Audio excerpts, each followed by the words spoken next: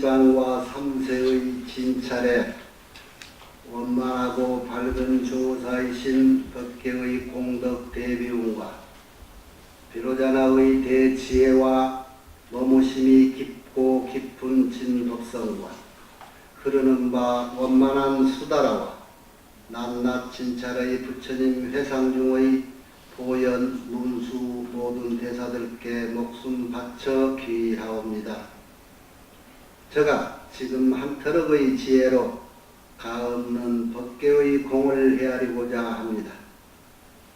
바라옵건대 삼보의 동체 자비를 받들어서 말과 글귀마다 부처님의 뜻에 부합되게 하시고 법안이 항상 잘못 없게 하시며 온 중생계에 보현처럼 행하게 하시고 수승한 선을 되돌려서 많은 중생들을 적시어 도리의 상락과를 빨리 얻게 하소서.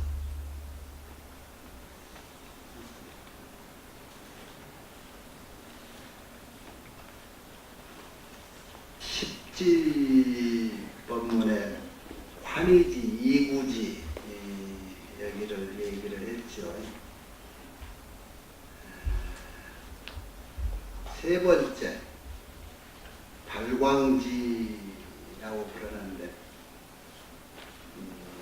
발은 발생한다, 발현한다. 광은 빛광자인데 광은 지혜를 말하는 거예요. 지혜. 지혜를 발생한다, 지혜를 낸다, 그런 지위. 그래요. 그러니까 처음에 성인위에 들어가서 환희지, 기쁨을 내고 그 다음에 이구지는 그 구라는 게 오염된 걸 말하지. 그것을 떠나서 청정한 주인데 우리가 지난 시간까지 했듯이 청정함이라고 하는 것은 계율을 지키는 것이 청정함을 유지하는 데 수행 방법이다.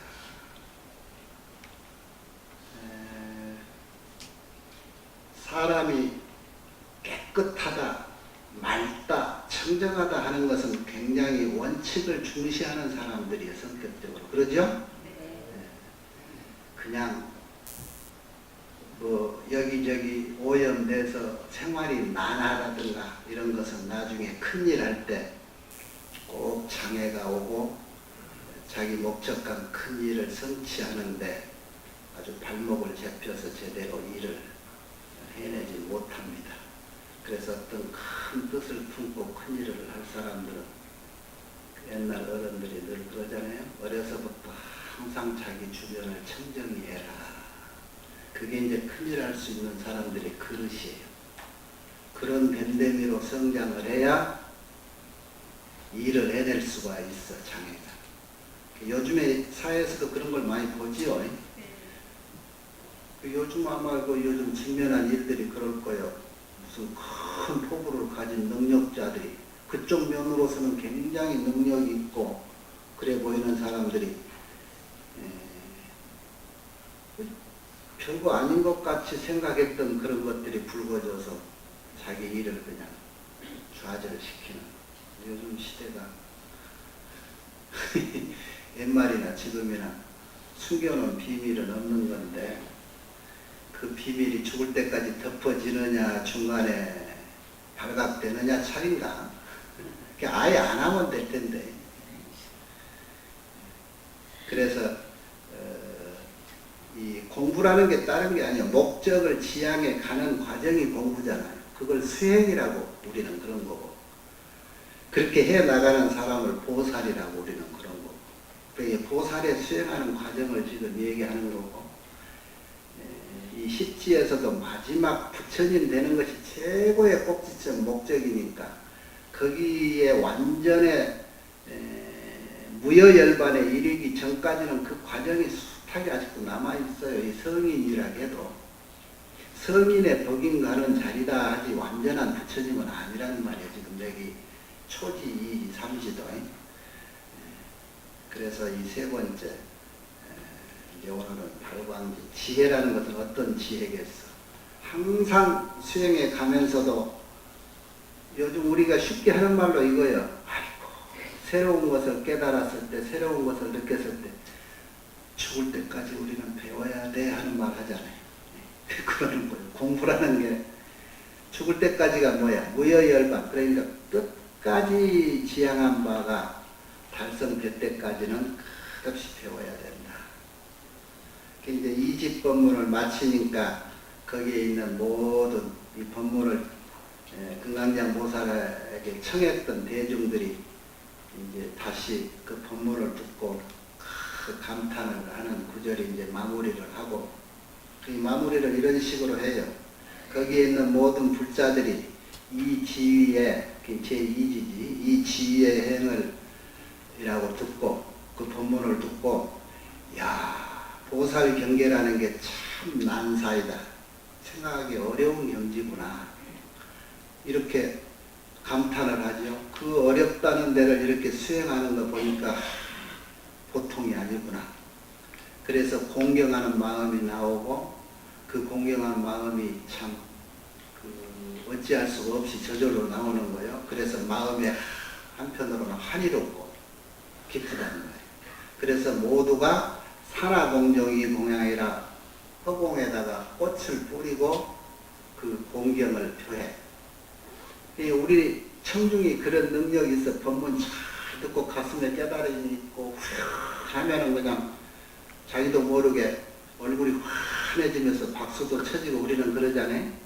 이 청중들의 그 표현의 방법이야. 황홀경의 환희로움의 표현 방법이 우리는 막 박수치고 좋아하고 그 법문해주는 그 법사 스님을 향해서 그냥 미소를 보내고, 이 청중들도 마찬가지야. 그런데 이 표현 방법이 신통력이 다 있어. 허공 중에다가 그냥 막 이 꽃을 쫙 뿌리면서 이렇게 칭찬을 하는 거예요. 그 법문 대신 설해준 금강장 보살에게 선제여 대사랑이시여, 선제로다 대사랑이시여, 그렇게 자비스러운 마음, 그리고 중생을 연민히 여기는 그런 마음, 그런 마음으로 이렇게 큰 법문을 해주시니 우리들은 참 기쁨이 한량없습니다. 그런데 기왕 이렇게 두 번째 이집 법문을 하셨으니 또 더 훌륭한 제3집 법문을 어서 이어서 해 주십시오, 이렇게 청을 하는 거예요. 그래서 이제 3집 법문을 하시는데 그 제3집 발광지라는 법문은 대충 이렇게 돼요. 초지 이지에서도 마찬가지로 그 다음 단계에 조금 더 나은 조금 더 레벨이 있는 법문을 듣기 위해서 또 새로운 그 이전 법문을 잘 듣고 또 새로운 발심을 해야 돼. 그래서 마음에 3집 법문을 듣기 위해서는 그 법문 들으는 자리에 또는 그 법에 들어가기, 수행에 들어가기 위해서는 적어도 또 10종 신심을 내야 된다. 깊은 마음을 내야 된다. 그리고 그 깊은 마음을 내서 그 다음에 삼지의 지위에 들어가서, 즉 안주해서는 또 어떤 수행을 해야 되는가. 그 어떤 수행을 하는 그 절차를 알고부터는 그 다음에는 그 지혜로 얻어진 그 다음 단계 무슨 마음을 내는가, 이런 것이 이제 순차적으로 되는 거예요. 그런데 이 삼지에서는 무슨 법문의 결론을 내리냐 그러면은, 여기가 저 지혜를 내는 지위라고 그랬잖아요. 이 지혜를 내기 위해서는 법문을 많이 들어야 된다라고 하는 결론이 나와요. 그래서 다문법이에요. 다문법. 법문을 많이 듣는다. 어떻게 하면 법문을 많이 들을까? 어떻게 하면 법문을 많이 들을 수 있을까? 법문을 많이 듣고 법문을 많이 들은 뒤에는 어떤 지혜가 생길까? 이런 것들, 그 지혜가 나오면 그 지혜 방편을 어떻게 쓸 수 있을까, 어떻게 쓰여지는가 하는 내용이 들어갈 거란 말이에요. 오늘 그거를 한번 간추려서 얘기해 봅시다. 이렇게 해서 이집 법문을 마치고 모든 대중이 아까와 같이 기뻐하고 그 찬탄하는 의미로 허공에 꽃을 뿌리면서 공경을 표하고 그럴 때 다시 해탈올 보살이 대중을 대표해서 또 청에 말씀하시기를 무예대사 금강장이시여 원컨대 제3지에 들어가는 유아심의 모든 공덕을 이렇게 설해 주소서. 이제 그 다음 단계를 법문을 요청하는 거예요. 그때 금강장 보살께서 해탈올 보살에게 고해 말씀하시기를 불자여 보살마살이 이미 제2지를 청정히 한 다음에 제3지위에 들어가고자 할진된 마땅히 이런 10가지 마음을 일으켜야 되나니라. 어떤 것이 10가지 마음인가? 법문 들으려면은 마음의 각오를 해야 된다는 거예요, 결국은. 근데 이거 10가지 마음을 내라 그랬는데 결론은 하나라. 제일 마지막에 무슨 말을 했는가?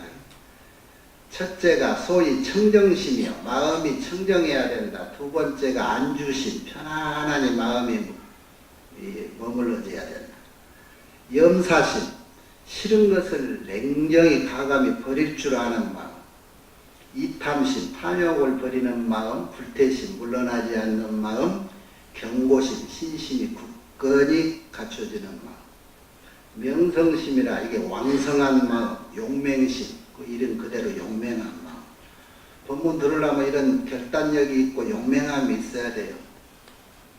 여러분 스스로 오늘 용맹심이 있고 왕성심이 있어서 온 거예요. 에? 오늘 어디 날도 이제는 봄 됐고 꽃도 저 남쪽에 가면 폈다라고 하는데 거기 놀러 가지 않을래 일요일인데 하는데 그거 과감히 거절하고 지금 여기 왔잖아요. 이런 것들이 용맹심이고 명성심이고 경고심이고 그런 거요.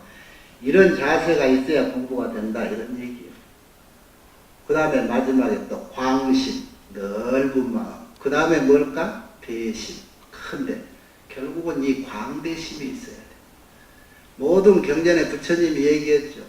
큰 법문을 듣고 큰 공부를 하려면 큰 공부라는 게 뭐예요? 결국은 부처님 된다는 건데 부처님 되려면 어떤 마음? 부처님 마음이 무엇일까? 온 사바 중생을 구제하는 것이 부처님 마음이잖아요. 그런 마음을 가지려면 이 소소한 협렬심, 소심, 소승심 이런 마음 가지고는 그 공부를 할 수 없다는 결론이라. 그래서 어떤 공부를 하든 처음 마음을 낼 때 광대심이 있어야 된다. 이거는 숱하게 여러분이 법문 들을 때도 들었었던 것들인데 정리가 안 돼서 잊어버렸을 거예요. 금강경에도 그 얘기 했죠? 사심이 있어야 돼, 공부를 하려면. 부처님, 나도 부처님 같이 돼야 되겠는데 무슨 마음을 먹어야 그리고 어떻게 행동해야 되겠습니까? 그러니까 사심 얘기했잖아. 광대심을 가져라, 제일심을 가져라, 지속심, 상속심을 가져라, 불전도심, 올바른 생각을 가져라 그랬잖아. 거기에다 포함되는 거예요. 공부하는 사람 마음이었어요. 광대심, 대심. 온 천하 우주를, 온 법계를 내 가슴으로 끌어안고도 남음이 있을 만한 그런 광대한 마음의 크기를 가져라. 보살이 이러한 10가지 마음으로부터 제3지에 들어갈 수가 있다. 그 다음에 보살마살이 이렇게 3지라고 하는 그 질은 지위입니다. 지위.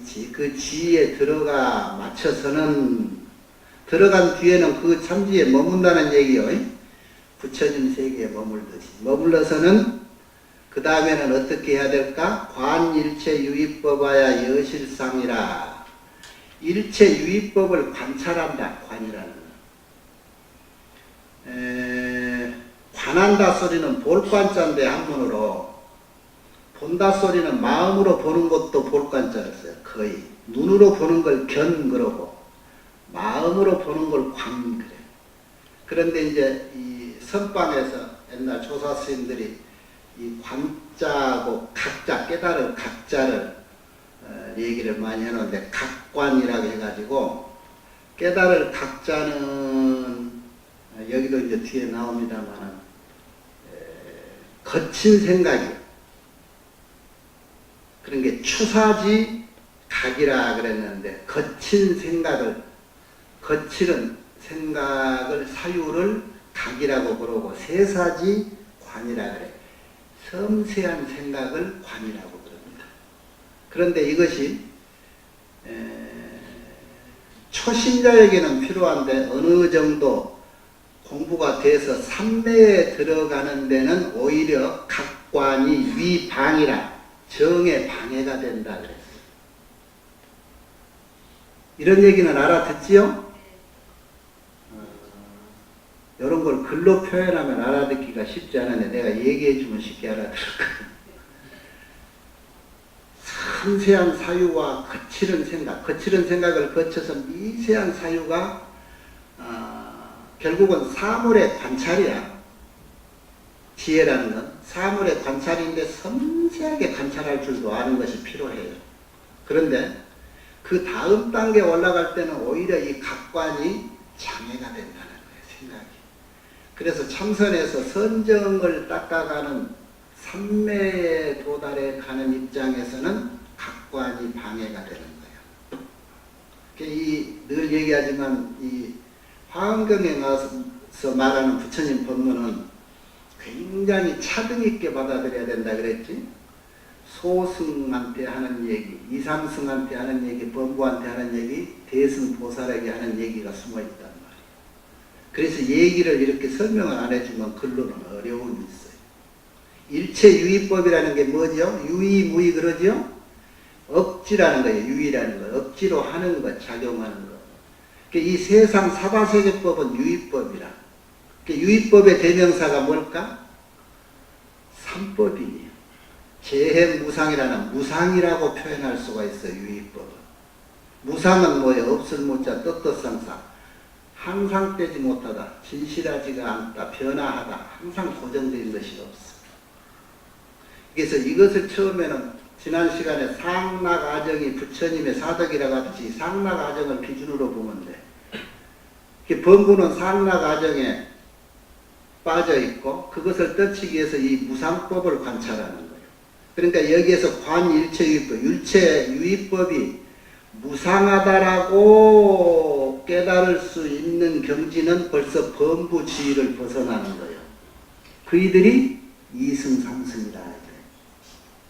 그래서 무상관으로 들어간 사람, 우리가 초신자에게, 범부에게는 공부하는 첫 단계를 관심부정하고 관심무화하고 관수시고라. 닦는 것은 보통 이게 사념체라고 하는 거야. 내 몸은 부정하다. 상나가 정할 때 정인데 깨끗한 게 아니고 부정하다. 지난 시간에 얘기했듯이 뱃속에도 깨끗한 게 아니고 더러운 게 들어있고 그러잖아요. 그러고 내가 하루만 안 닦아봐 얼마나 지저분한가. 그게 관심부정, 내 몸은 부정하다라고 관하는 것. 그 다음에 내가 갖고 있는 거 이거는 행복이 아니고 고다, 관수시고 그러지. 모든 것이 고다라고 관하는 것. 그리고 내 마음은 관심무상이래요. 무상하다라고 관하는 것. 관법, 법이라는 것은 이 세계 현상인데 이건 뭐예요? 관법 무아, 제법은 무아라고 관하는 것. 이것이 일체유의법이라고 하는 것을 제대로 관찰하는 거예요.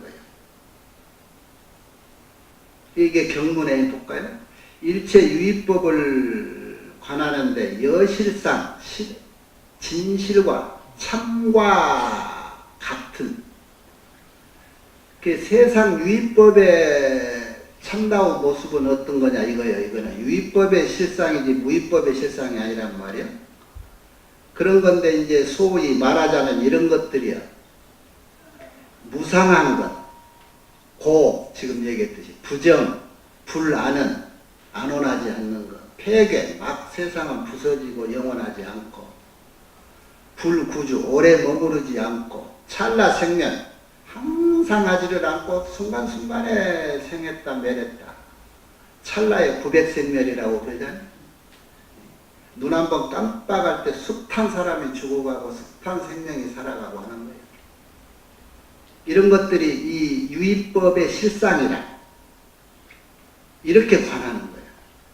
비종 전재생이요 비향 후재거라. 과거에서부터 내가 온 것도 아니고 미래를 향해 가는 것도 아니다. 여기서 헷갈릴까? 비여 현재세. 그렇다고 현재에 오래 머물러 있는 것도 아니야. 왜? 이 자성은 무상해.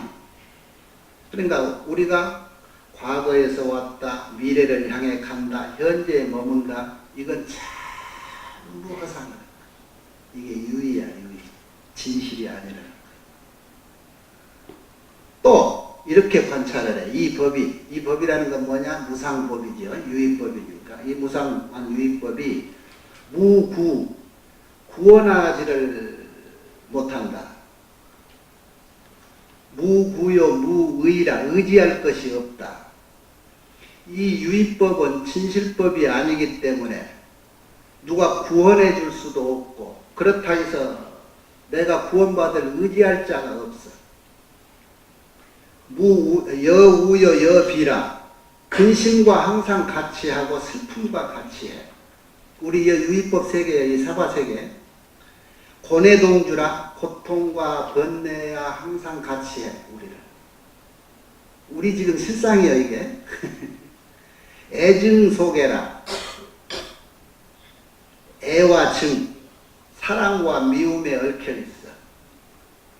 수척 전달아. 근심 걱정이 항상 점점 많아져. 무유정책이요. 이런 것을 잘 그치고 이제 그만할 것이다라고 하는 그 공덕을 쌓아놓은 게 없어. 그리고 탐진치의 불이 치열하니 불식이라. 항상 왕성하니 쉬지를 않아. 우리 마음이 항상 가만히 있지를 않고 탐진치 삼독심에 자꾸 불끄러기만 지글지글. 무엇을 더 하려고 하고 무엇을 취하려고 하고 그걸로 인해서 취하지 못하니까 욕심이 만족스럽지 못하니까 기다리지 못해서 화가 나고, 화가 나서 지혜가 발동이 안 되니까 그냥 어리석은 짓을 저지르고, 그게 자꾸 되풀이돼요. 이것이 지금 유의법의 실상이야. 이렇게 관해. 이러니까 중생들이 항상 중환, 여러 가지 병고에, 이것이 무슨 몸뚱이 병만 병인가? 마음이 항상 근심 걱정으로 있는 것은 마음의 병이 이렇게 쌓여있지. 이런 병으로 얽히고 설켜서 이래아증진이라 말이만. 날마다 밤이면 밤마다 이렇게 점점 늘어만 가는 거예요. 이런 번뇌라는 것들이. 이런 것을 알고 보면 여환불실이라. 이 모든 유의법의 실상이, 이 세계가 환과 같고 환상과 같이 불실이라 진실되지 못하구나. 이렇게 깨달아. 깨닫는다는 게 아까 말하는 관이란 말이에요. 관. 이렇게 봐. 대심에 발심을 해서 적어도 제3 지혜에 들어가 와서는 이렇게 볼 줄 아는 정도의 지혜가 생기는 거예요. 이것이 발광이지. 이런 지혜가 생긴다. 자, 세상에 일체 유의법이 이렇다라는 것을 알고 나니까 마음에 어떤 변화가 오느냐? 일체 유의법이 이렇구나 라고 생각하니까 배증염이라. 이 유의법이, 무상법이 싫구나, 미워하고 떠나고 싶은 마음이 배로 더한다. 싫은 마음이 그냥 싫었는데 알고 보니까 더 싫은 거야.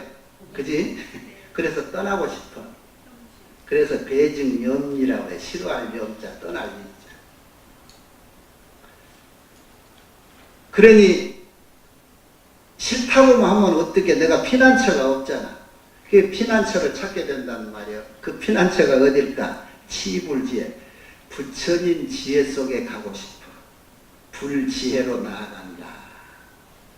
부처님 지혜는 어떤 건가? 이렇게 봐.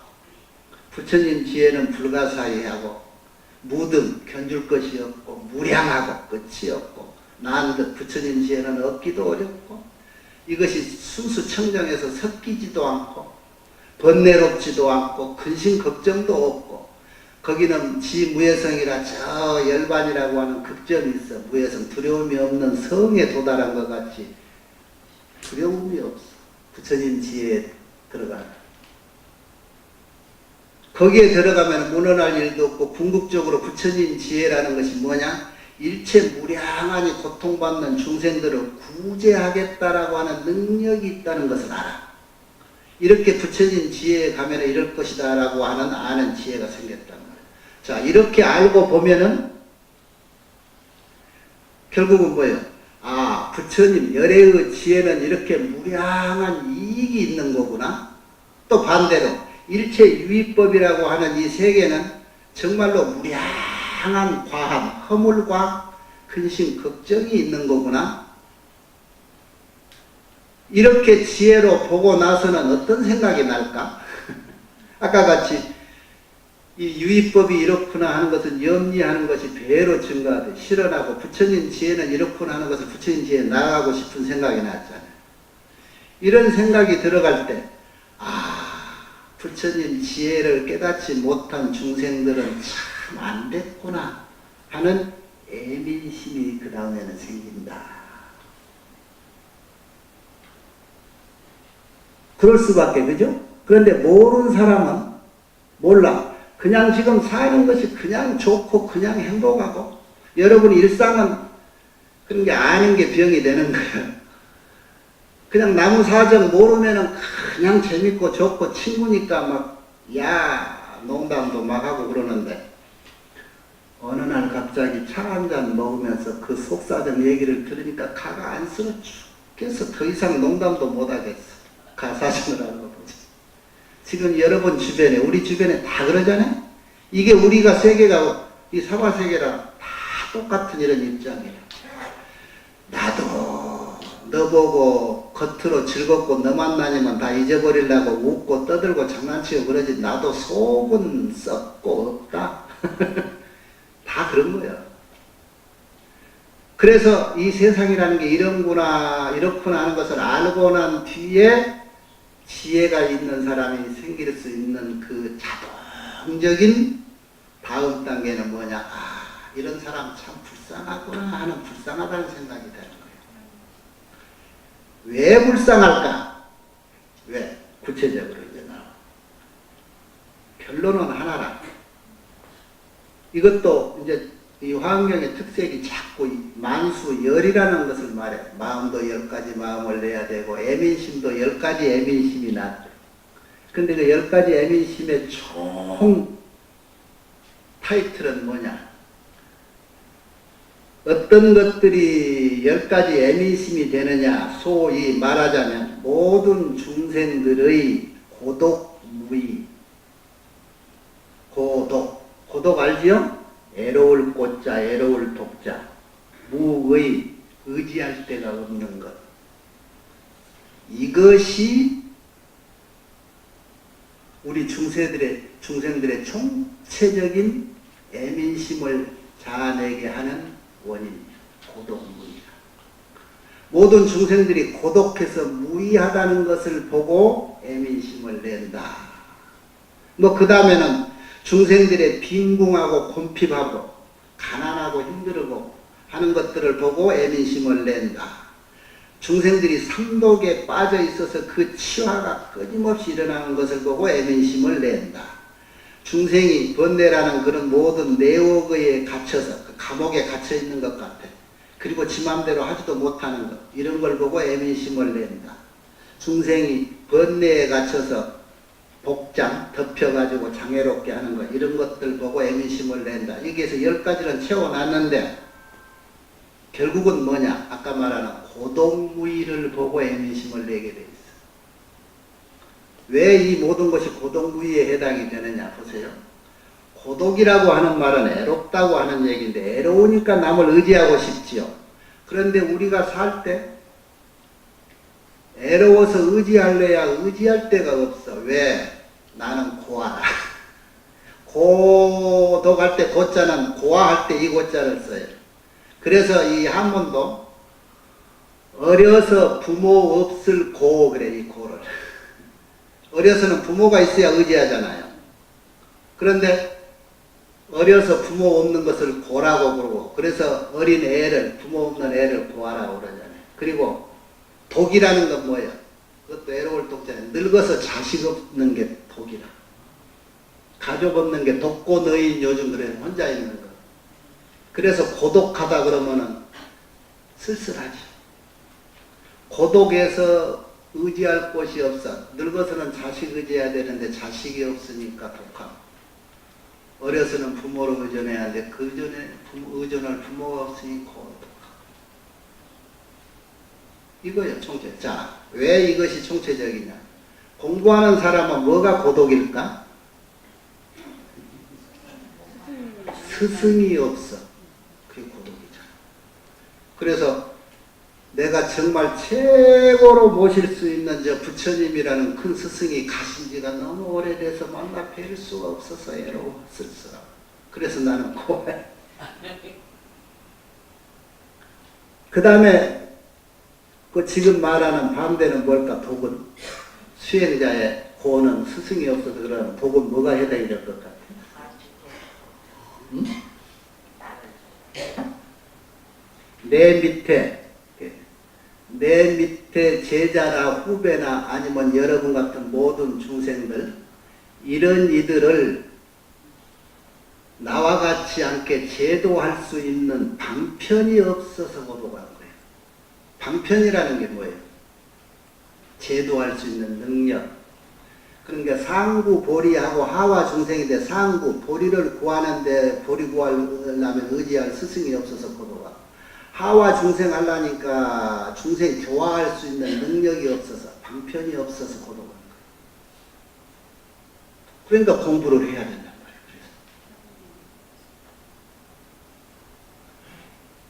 그래서 애는 낳아놓고 애 키울 능력이 없어서 고독해. 애 키울 능력이 뭐야? 돈이 없는 것이 문제가 아니겠지. 애 키울 수 있는 내 인격적 자량이 모자라서 애를 못 키우게, 이게 불안한 거야.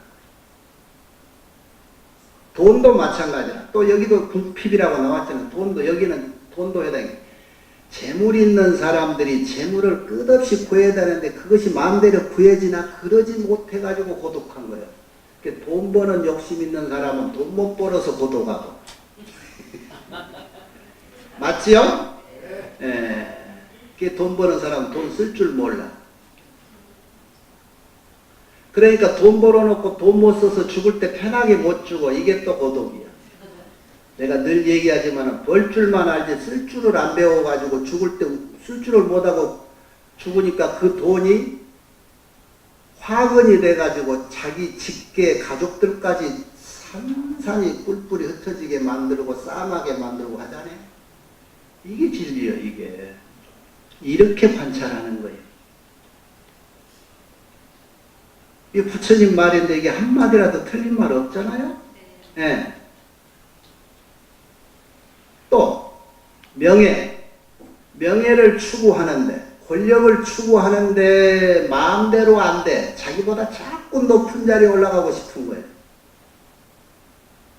군의원 하다가 도의원 하고 싶고 국회의원 하고 싶고 나머지 대통령 하고 싶은데 그게 마음대로 되냐고. 그래서 그거 못 해가지고 항상 번뇌에 시달리고, 만나면은 마음 편한 사람 하나 없어. 도지사 만나면은 도지사는 대통령 노대에서 쏘막 쏘고 그래.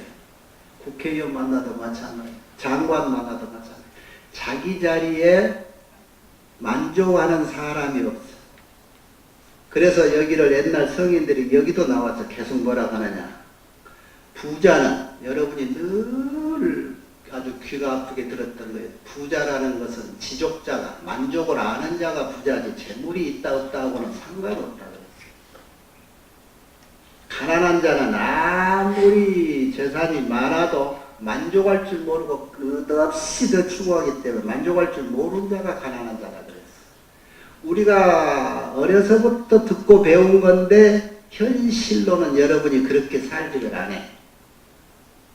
우리는 그것을 뭔가 잘못 배운 거예요. 뭘 잘못 배워? 옳은 말이면 말대로 따라라고 하는 그 법을 배우지를 못했어. 말은 말이다라고 배운 것 같아, 학교에서. 말은 말뿐이다 배운 것 같다고. 이것이 잘못된 거예요. 이게 사바세계, 이게 유의법이야. 말은 말따로다. 이것이 진리인 줄 알아. 그러니까 말이 맥히지 않는 세상이라 우리 사바세계는 말로 약속을 하고 말로 신의를 지키는데 말은 따로니라 이렇게 현실을 인식해버리면은 뭐예요? 세상에 신뢰가 없어져 버려요. 신뢰를 잡아줄 수 있는 서로의 약속의 매체가 없어졌다는 거예요. 그래서 현실이 너무나 시끄러워. 왜? 서로 못 믿는 거야. 말해도 그 말을 못 믿잖아. 이면 계약서나 하고 집을 3억 주고 사가지고 5억 주고 팔았는데 세금 안 내려고 하니까 한 3억 2천쯤 팔았다 하고 이면각서 해서 들키면은 벌금 내면 그만이고 안 들키면은 다행이고. 그래가지고 요즘 들켜가지고 저 사람이 도덕분자인 줄 알았더니 돈에 대해서는 안 그렇네. 그러면 그 이상 그 사람은 더 일을 못하지. 안 들키고 얼마만큼 갔을란지 모르나. 가서 해먹고 나서도 들키고 나니까 지금 저 일을 당하고 있잖아요. 여러 사람들이. 세상은 그런 거예요. 이게 지금 부처님 법문은 따로 저 세상 얘기 같지만 우리 사는 얘기를 한 거예요. 부처님이 깨달은 대각의 내용이 뭐요? 우리가 사는 이 세계를 대각하시며 크게 깨달으신 거야. 그래서 부처님 말씀은 우리가 사는 세계 얘기지 동떨어진 얘기가 아니다. 자, 이렇게 유의법이 무상한 줄 알고 나서 중생들이 힘들구나. 그래서 중생들에 대한 애민심이 이렇게 생긴다는 말이에요. 대표적으로 이렇게 중생은 참 애롭고 쓸쓸한 중생들이구나. 그러고 나서는 이제 사람 같으면은 그 다음에는 무슨 마음이 생길까? 이렇듯 모든 중생들이 뭐 아까 말하는 애민심 생기는 원인 중에 여러 가지 이러면서도 다행히 여러분들은 여기 제외되는 말이 있네. 좋은 법욕, 좋은 법 배우려고 좋은 법문 들으려고 하는 그런 노력 이런 것들이 없는 것 보고 불쌍히 여기고 그렇고 모든 불법을 잃어버려 망시라는 것 이런 것을 보고 애민심을 내기도 해. 그래서 생사의 흐름에 따르는 걸 보고 또 가슴 아픈 애민심을 내고 한단 말이야. 해탈할 방편을 잃어버린 줄 이런 건 알고. 그런데 우리는 다행히 지푸라기도 아닌 튼튼한 동아줄을 지금 하나 잡았어.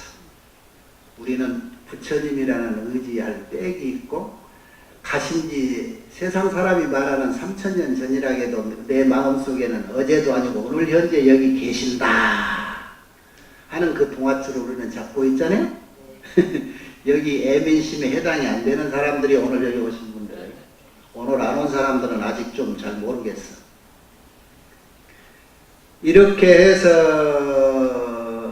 보살이 모든 중생계가 무량한 고뇌 속에서 이렇게 고통스럽게 살고 있구나 하는 것을 보고 그 다음에 무슨 생각을 내느냐. 올바른 사람이라면 발대정진이라 대정진심을 바란다. 새로운 발심을 해. 이래서는 안 되겠구나. 나라도 나서서 이 중생들은 내가 걱정만 할 것이 아니라 이걸 내가 어떻게 나가서 구해줘야 되겠구나 하는 생각이 난다는 거예요. 이렇게 이제 보살심을 바라는 거예요. 그래서 내가 마땅히 이들을 벗어나게 해야 되겠다. 고통 속에서 내가 마땅히 이들을 청정하게 해야 되겠구나. 내가 이들을 마땅히 제도해야 되겠구나. 내가 이들을 마땅히 걱정 없는 좋은 곳에 살도록 해야 되겠구나. 이 사람들을, 이 중생들을 내가 마땅히 편안하게 머물게 해야 되겠구나. 내가 항상 이 사람들 근심 걱정해서 하는데 하이롭게 해야 되겠구나. 이 사람들을 항상 세상을 잘못 보고 있는데 올바른 지견을 갖게 해야 되겠구나. 내가 이들을 모든 근심 걱정으로부터 조복받고 열반에 이르도록 해줘야 되겠구나. 이렇게 마음을 내는 거예요. 그래서 보살은 이와 같이 다시 정리하자면 일체 유의법을 보고는 염리하는 생각을 내고, 염리 싫어해서 빨리 벗어나야 되겠다는 생각을 내고, 그 다음부터 이와 같이 일체 중생을 애민하는 생각을 내고 그런단 말이에요.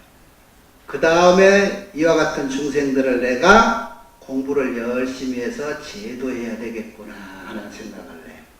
자, 이걸 단계적으로 볼 때 최초에 범부가 있어서 고통을 받고 이것이 좋은지 굳은지 모르고 뒹굴면서 진흙탕에 같이 산단 말이에요. 그게 범부죠? 그런데 제대로 지혜가 생각해서 이제 보살이 점점 수행자가 수행을 하다 보니까 관찰을 한다고 일체 유의법, 이건 유의법이구나, 무상법이구나 라고 깨달아가는 것이 이승삼승이라는 말이에요. 그래, 그 다음이 중요하지. 세상은 이런 거구나 알고 나서 저런 세상에 나는 절대 살고 싶지 않다 그래가지고 혼자만 보지 않고 듣지 않으면 근심 걱정이 없잖아. 그래서 산에 혼자 조용한 명당자리에다가 툭 앉으면은 일거리 많으니까 한 칸 톡을 탁 지어놓고 저녁이면은 달 보고 별 보고 배고픔만 이렇게 없애려고 줄인 배 딱 하루에 일종씩을 하든지 해서 최소한으로 적게 움직이고 이렇게 조용하니 유유낙낙하게 이제 살다 가는 것이냐. 오지랖 넓게 내가 이렇게 살아서는 안 되지. 그러고 다시 대승심을 발해서 중생을 구제해야 되겠다는 발심을 해가지고 새로운 공부를 더 해야 될 것이냐 하는 차이로 소와 대라는 차이가 있어. 어른과 애라는 거. 그래서 대승소승이란 말이 갈라진 거예요. 지 혼자 편하자고. 내가 늘 얘기하지만 이웃 사람들, 나보다 못 사는 사람들하고 상대 안 하려고 담 높게 쳐놓고 가난한 아파트하고 우리 부자 동네 아파트하고는 상종 안 해야 된다 해서 거기 통과하는 길을 담쳐서 막으라 구청에다 그래가지고 담쳐서 애들 못 오게 하고, 내 아들이 내보다 가난한 애기들하고 같이 어울려가지고 물들까 봐서 가진 방법을 강구해서 부자 동네 잘 산다라고 하는 애들하고 어울려 그쪽에다가 위장전수를 해서 학교나 보내려고 하고 이게 전부 소승들이요. 이게 소심이라고 그러고 협렬심이라고도 그러고 다 그런 거예요. 이와 반대로 내가 가서 그들에게 같이 어울리면서 동사섭하고 이익심하고 사섭법이라는 게 그런 거예요. 이들을 내가 같이 이들 속사정을 다 알아주고 들어주고 그 고통을 같이 논아갖고 이러면서 봉사하고 내 능력껏 힘껏 이렇게 살아가려고 하는 대승심을 내느냐 하는 차이가 나요. 우리는 어떤 길을 가야 돼요? 이거요. 부처님이 말씀하신 게 이런 거.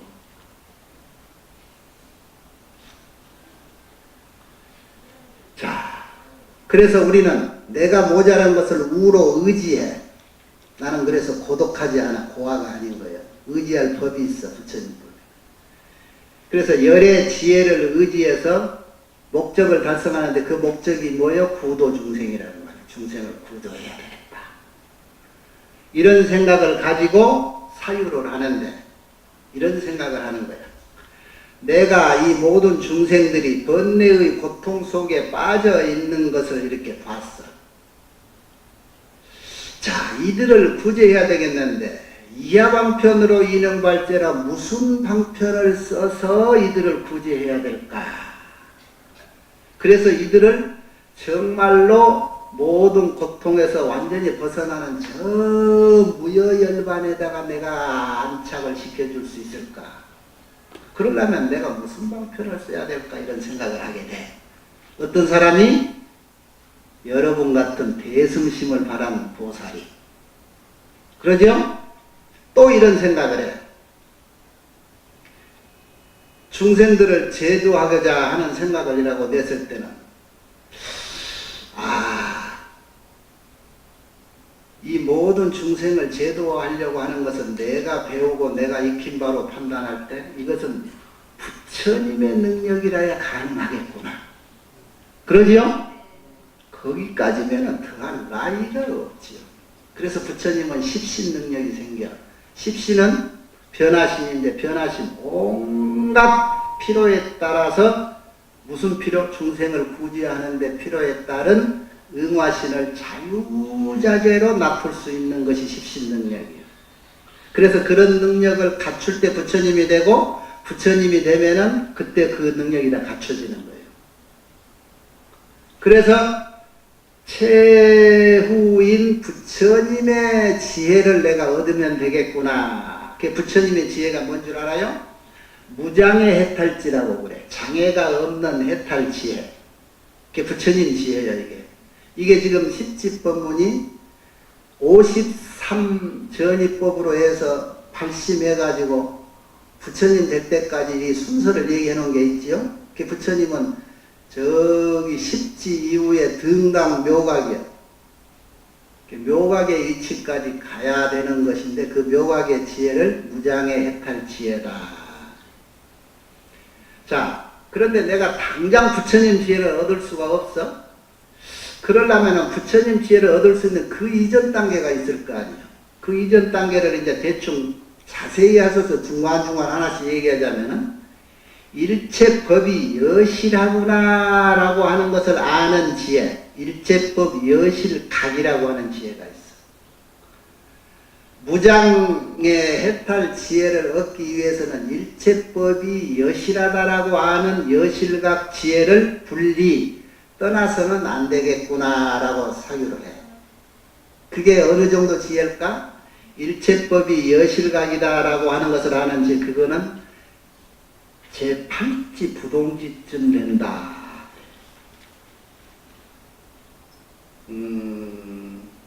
요걸 후자들이 우리 저 역사에 오뇨 스님은 이 팔지보살쯤 된다. 그렇게도 얘기해 놓은 사람들이 있어요.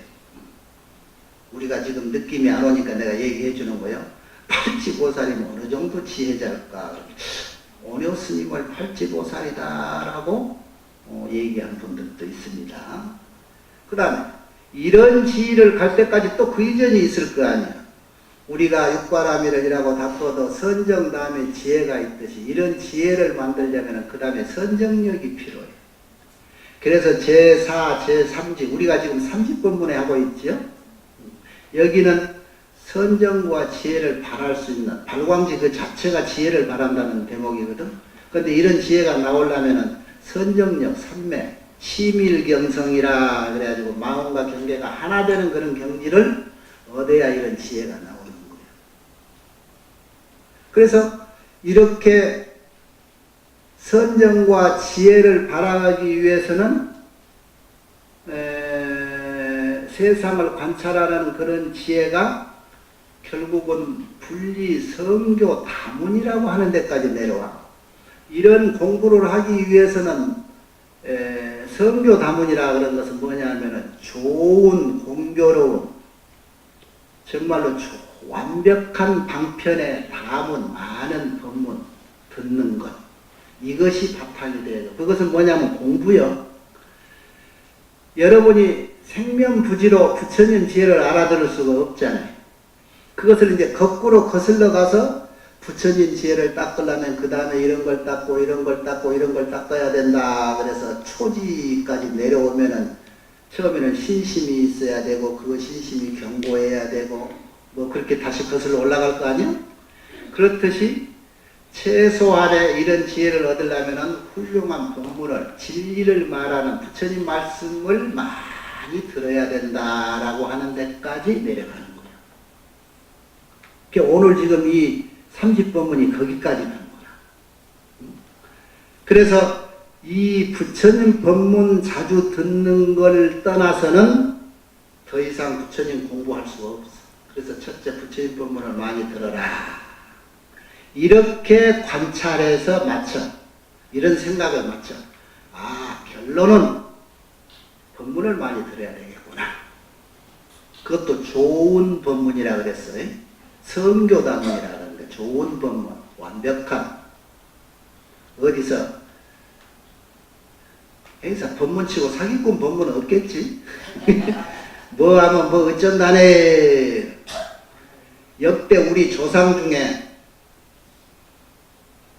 다 집안에서만 죽었을 리가 없잖아요. 그 중에 한 사람은 삼촌이나 저기 늙은 할아버지 중에 누구도 객사한 사람도 있을 거고 길가에서 교통사고도 당연히 죽은 사람이 있을 낀데 야 그래가지고 너 조상 중에 객사한 사람이 있는 게 그 사람 돈 많이 줘서 그 사람 달래야 네가 잘 돼 하는 법문도 있을 거야. 그런 법문보다는 성교는 좋은 법문을 들어라 이 말이야. 예? 그런데 여러분은 몸으로 먼저 가까운 게 그런 소리 하는 쪽에 가까운 사람이 여러분 주위는 꽤 많을 거예요. 여기 온 사람은 아닐 거고. 그러죠? 그런 사람 보면 뭐 얘기해 줄 거예요? 오늘 이 법문 잘 듣고 이런 얘기 해줘야 돼요. 얘기해도 잘 안 들은 사람이 많겠지만. 근데 이 좋은 얘기를 해도 알아듣는 사람, 안 듣는 사람 차이가 뭐냐면 과거에 무엇인가 조금 잘하려고 좋은 공부를 하려고 하는 사람은 얘기하면 금생에나 알아듣고 아예 처음부터 세기의 경력에 귀 막고 다닌 사람은 아직 그 인연이 오기 전까지는 잘 안 들어요. 이 세상의 현실이 어떤 줄 아세요? 부처님 당시에도 부처님이 법문을 하시는데 내가 볼 때 40% 근저리까지 40%가 넘어. 상수대정이 1250인데 12,500명이 부처님 법문 듣는다고 하니까 한 4,000명 넘게가 반신반의에 부처님 말을 잘 안 듣는 사람이 있었어. 부처님 당시에도. 근데 오늘 내가 여기서 법문하는데 고개 끄덕끄덕 하는 거 보니까는 고지 안 듣는 사람이 40% 안 된 것 같은데. 네? 여러분 그동안에 습관이 지금 많이 성숙됐다는 얘기요. 그러죠? 네. 지금 대답 안 한 사람 빼고는 성숙된 사람들이네. 네.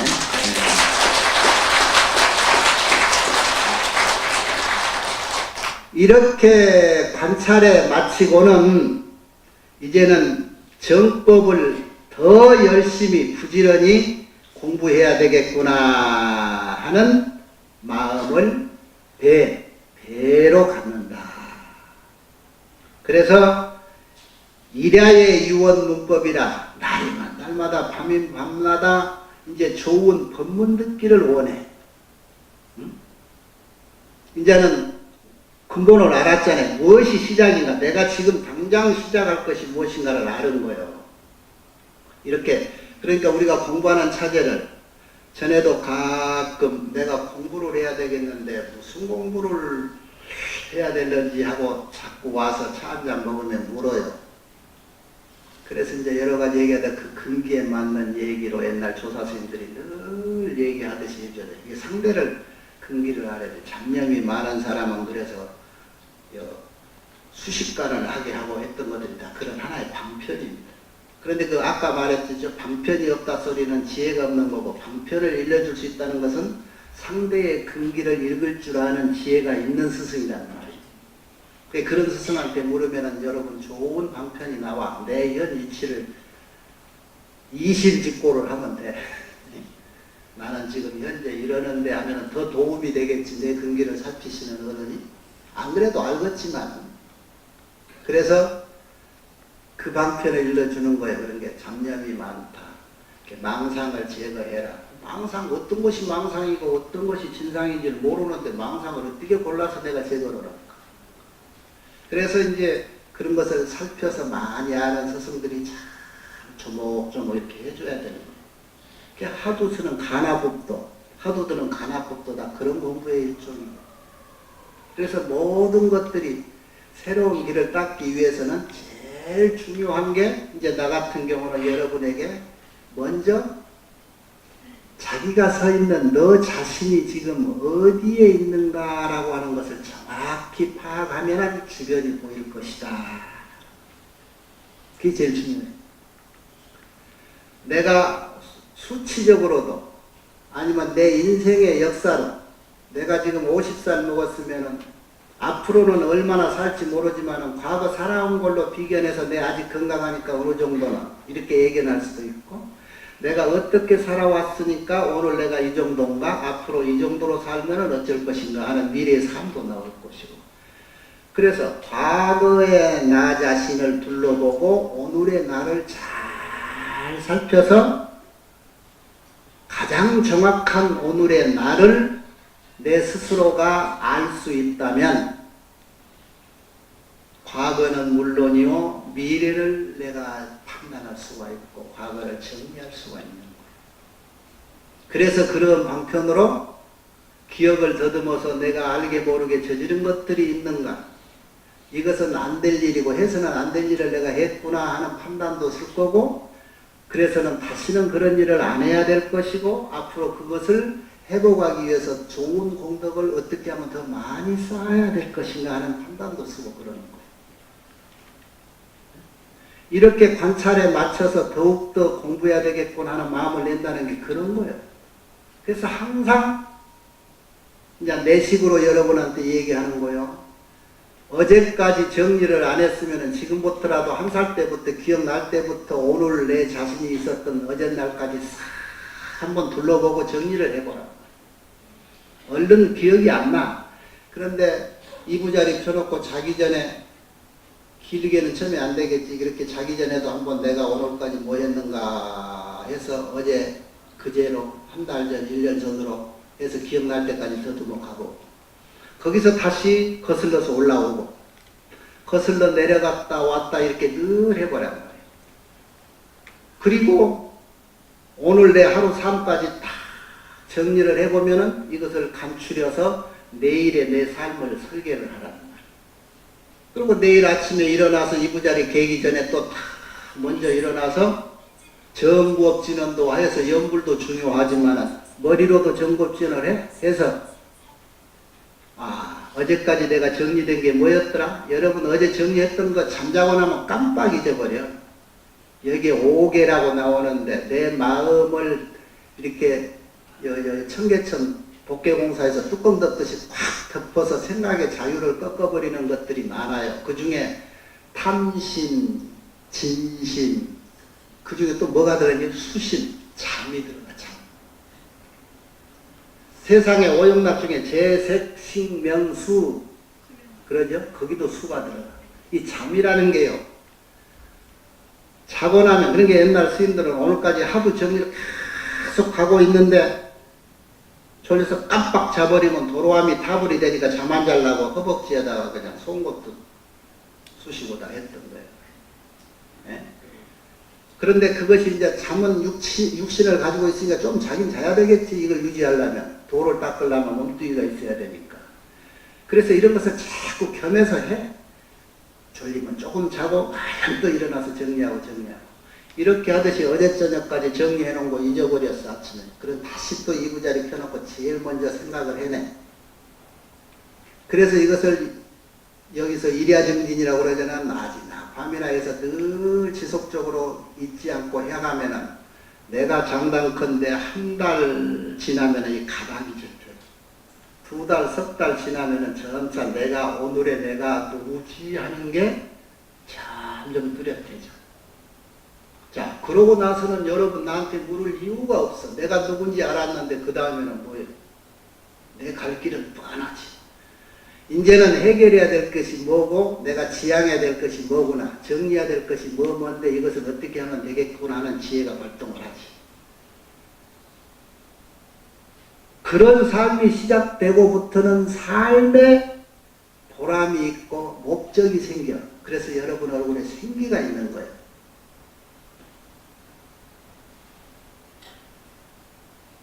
가슴 한번 펴봐요. 수그리지 말고.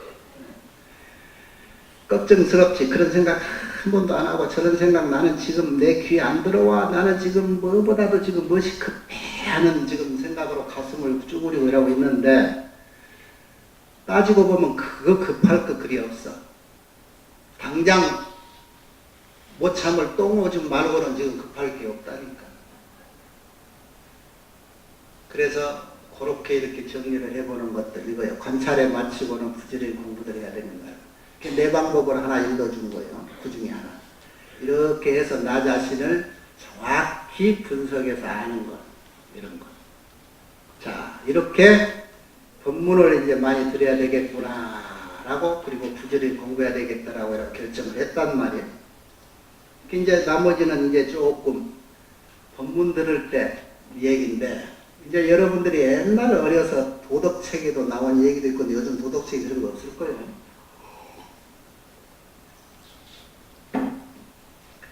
이렇게 이제는 불법을 더 열심히 공부해야 되겠구나 라고 이게 마음 먹고부터는 이런 마음을 내는 거예요.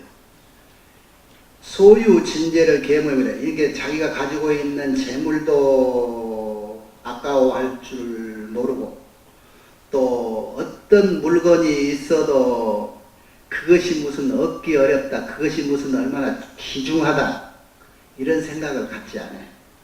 왜? 그보다는 법문 듣는 것, 이렇다 해요. 재물 모으는 것, 재물 귀중하다라고 우선순위를 뒀던 것, 이런 생각이 없어진다는 거예요. 그리고 이 모든 것보다는 불법지, 부처님 법을 설하는 사람 만나기 어렵다는 생각을 우선으로 하게 된다. 그래서 그런 마음을 갖고 또 이런 수행자, 보살이 내외의 재물을 다 불법 구하는데 아낌없이 쓸 줄 알아.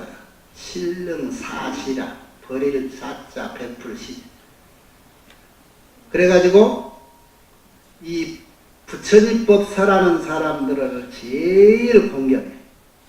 그래서 능히 그이들을 공경하는데 행하지 않을 수가 없고, 또 그동안에 내가 그런 설법하는 스님들이라든가 그런 법회 장소에 교만심을 냈는 것들, 그건 능히 버리지 않을 수가 없어. 그까지 그 교만, 또 그리고 그런 법문을 하고 그런 불사를 하는 데가 그걸 받들어 모시는 그런 일 내가 하지 않을 수가 없어. 얼마든지 할 수 있어, 이제는 마음을 내서. 그렇게 해서 마음을 낸 뒤에는 이까지 그 사소한 고통들, 이게 평상시에 내가 이걸 고통이다, 고민이다라고 받고 사는 이런 것들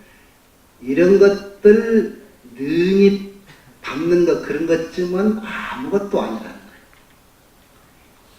평소에 내가 힘들어 하는 거, 이거 힘들다 소리 이제 나오지 않아. 아이고 이거 고통스러워, 아이고 이거 이래가지고 어떻게 살아 하는 생각, 그까짓 건 이제는 아무것도 아니라는 거예요. 내가 귀중하니 가보 1호로 삼는데 몇백만 원짜리 핸드백, 내 한갑 때 자식들이 사준 거, 내 뭐 이런 거, 이거 가장 내 사유 재산 1호로 이렇게 하는 사람들이 있지. 이런 것이 이제 그 귀중하다 이런 생각 전혀 없다는 거예요.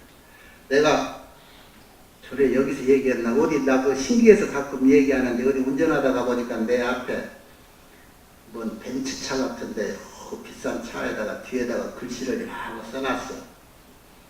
그랬더니 젊은 애인가 봐. 내 재산 1호 근접하지 말아라. 가까이 오지 마. 내가 그래서 그 한참 따라가면서 웃었는데, 저 사람은 이 차보다 비싼 집에는 안 살고 어떤 것보다 이게 제일 비싼가 보다. 그렇게 내 재산 1호요, 내 가보 1호라고 생각했던 것, 이런 중요한 생각들, 이런 것들 거침없이 내줄 수 있다. 무엇을 위해서? 불법, 법문 듣는 데를 으뜸으로 둔 생각 위에는. 이런 교만심도 버릴 수 있고, 받들어 성김도 그동안에는 이 교만심 때문에 안 했는데 얼마든지 절에 가서 불사할 수 있고, 법문 듣는 행위라 하면 뭐든지 할 수 있다는 거예요. 그래서 이런 생각도 우리가 옛날에 들었던 법문 일구일계라고 그래. 일구는 예를 들어서 뭐 넉자 일구도 있고 칠자 일구도 있어요. 시를 하자면. 일곱자 법문을 이 사구로 하면은 일개가 한 개송이 되는데 한 구절 듣고 나면 그 다음 말이 궁금해 미치잖아요. 그래서 옛날 나차리 네 목숨 나 주면은 그 다음 구절 일러줄게 그러니까는 그 다음 구절 듣기 위해서 나무 위에 올라가지고 나 내 몸 받아라 그러고 그 다음 구절 일러달라고. 그게 부처님 과거 수행 전생록이야 다. 여기 지금 그 얘기들이 나와. 양문 읽구나 한 구절을 만약에 듣고 아직은 듣지 못한 법문이 있으면 환희심을 내가지고 그 삼천 대천세계 가득 찬 보배를 다 주고서라도 그보다 더 수승하게 한 구절 법문 듣기를 원한다. 그 다음에 또 일개, 아까 말했듯이 이제는 한 구는 뭐 넉자 읽고 뭐 일곱자 읽고 됐지만 한 개송을 이라고 만일에 듣는다. 아직은 정법을 듣지 못해서 한 개송을 들어서 나머지를 알지 못하면 그 다음 걸 듣기 위해서도 환희심을 내가지고 예를 들면 전륜성 왕위의 그 왕위짜리라도 내주고 법문 일개송 듣는 걸 우선시한다. 만일에 아직 듣지 못한 법문을 해준다라고 누가 그런다라면 재석천왕이 내가 돼가지고 있는데 재석천왕이 되면은 얼마나 무량한 백천급 동안 영화를 누리고 살 거 아니야? 그런 거를 포기하고라도 이 법문을 들으려고 한다. 즉 무량급 동안 누리는 재석천왕 지위보다도 더 수승하게 생각한다. 이런 각오로 법문을 들을 것이다. 이게 부처님 법문 듣는 것, 부처님 지혜를 얻는 것, 그것이 이렇게 중요한 줄을 이제 알았다는 말이에요.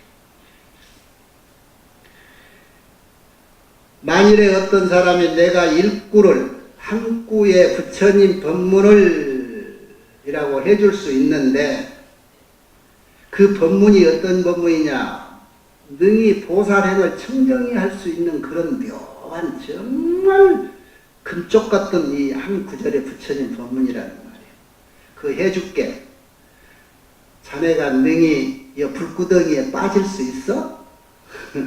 우리가 한 얘기요. 이라고 해. 거기 불구덩이 들어가면은 불이 얼마나 뜨거워서 가자마자 옷도 타고 살거죽도 타고 그럴 긴데 그 고통 받으면서 이 법문 들을 용기 있느냐? 이라고 물어.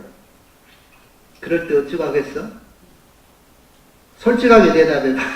그 불구덩이에 빠질 용기 있어? 없지요? 없어야 여러분이 여기 오지. 그런데 나는 그렇게 여러분한테 불구덩이 빠질라냐고 조건을 안 걸고 해주잖아. 그러니까 여러분이 오는 거예요. 이런 얘기입니다. 그런데 그렇게 묻는다면 나는 여기서 뛰어내린 게 아니라 저기 위에 하늘나라에 올라가 가지고 범천에 올라가서 거기서 그냥 뛰어내리겠다.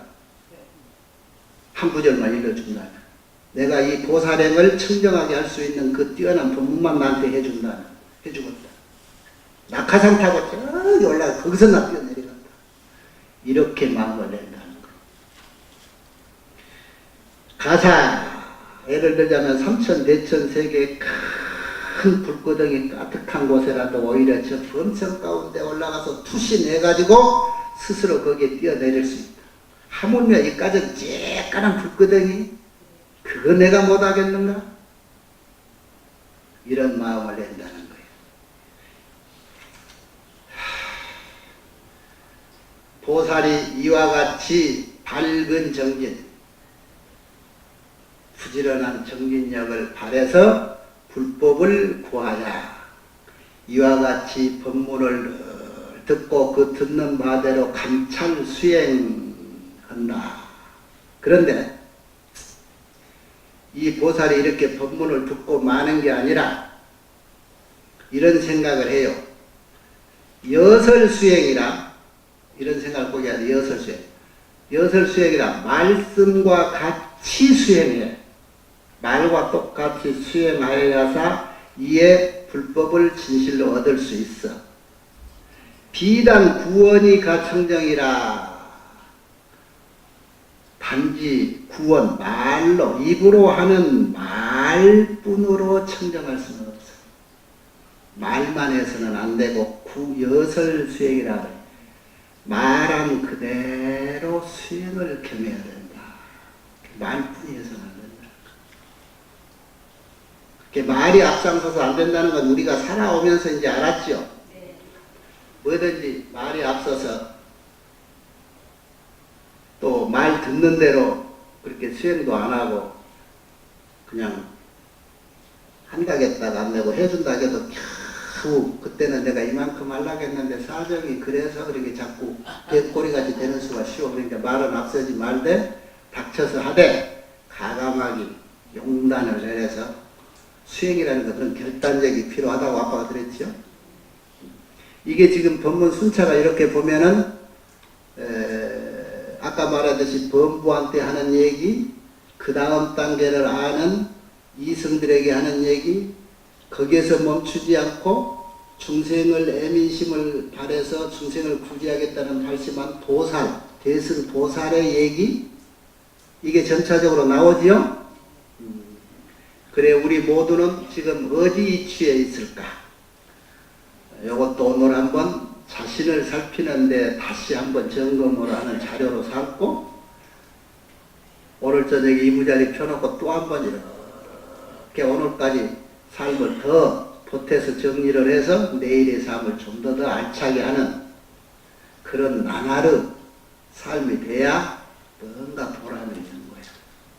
이거 아까 말했죠. 부처님 지혜가 있으면 된다라고 하는데 부처님 지혜는 하루아침에 얻어지는 게 아니라고 했잖아요.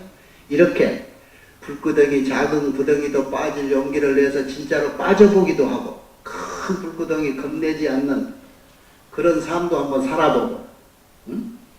눈에 탁 뒤를 생각지 말고 전번에 얘기했듯이 내 아니면 이걸 누가 건지리 하는 생각으로 위험에 빠진 사람이 있으면 내 몸 생각지 않고 덥석 뛰어들어서 건져낼 수 있는 그런 용기, 이런 것들은 평소에 내 마음가짐이 얼마만큼 늘 작용을 하고 있느냐에 따라서 순간 행동이 나오는 거예요. 재는 사람은 안 나와. 재는 사람은. 재는 사람은 영리해도 참모는 되어도 수장은 못 된다 그러잖아요. 머리로 자꾸 손해 계산을 하고 손익 계산을 해가지고 내가 뛰어서 괜히 구설수만 듣는 거 아닌가 이렇게 계산하는 사람은 절대로 큰 일을 못하지. 그렇다고 해서 만용하지는 말았어요. 응? 자기 능력이 그 가늠할 수가 없는 그런 자리에 그냥 뛰어들어서 그러지는 말고 현명한 삶을 살되 이 신심에 있어서는 과감한 영맹을 가지고 대전에 정진을 하게 된다면 한 달, 두 달 후에는 여러분 우리가 마주보는 이 얼굴들이 항상 복사꽃이 때 상관없이 필 거예요. 오늘 우리 바람의 합창단 치마 저고리가 아주 봄꽃까지 이쁘고 곱소. 오늘 법문은 여기까지입니다.